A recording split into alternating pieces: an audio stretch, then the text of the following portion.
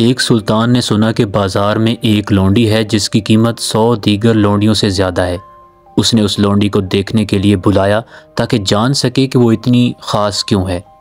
وہ اس کے سامنے اس وقار کے ساتھ کھڑی ہوئی جو اس نے کبھی کسی اور لونڈی میں نہیں دیکھا تھا۔ اس نے اس سے پوچھا، تمہاری قیمت اتنی زیادہ کیوں ہے نوجوان لڑکی؟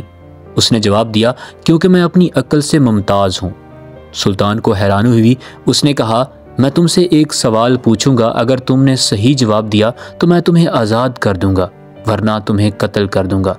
سب سے خوبصورت لباس کون سا ہے؟ سب سے خوشبودار خوشبو کون سی ہے؟ سب سے لذیذ کھانا کیا ہے؟ سب سے نرم بستر کون سا ہے؟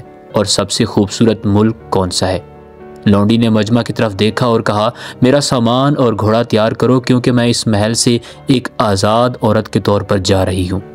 سب سے خوبصورت لباس وہ قمیض ہے جو غریب کے پاس ہو، کیونکہ وہ اسے گرمی اور سردی دونوں میں موزوں پاتا ہے۔ سب سے خوشبودار خوشبو ماں کی ہوتی ہے، چاہے وہ ایک عوامی حمام میں آگ جلانے والی ہی کیوں نہ ہو۔ سب سے لذیذ کھانا وہ ہوتا ہے جو بھوک کے وقت کھایا جائے، کیونکہ بھوکا آدمی سوکھی ہوئی روٹی کو بھی لذیذ سمجھتا ہے۔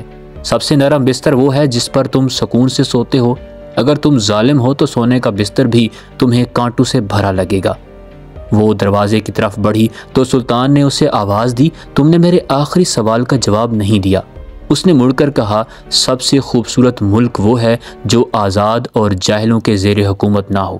اس نے صحیح جواب دیا تھا اور اس طرح اپنی آزادی حاصل کر لی۔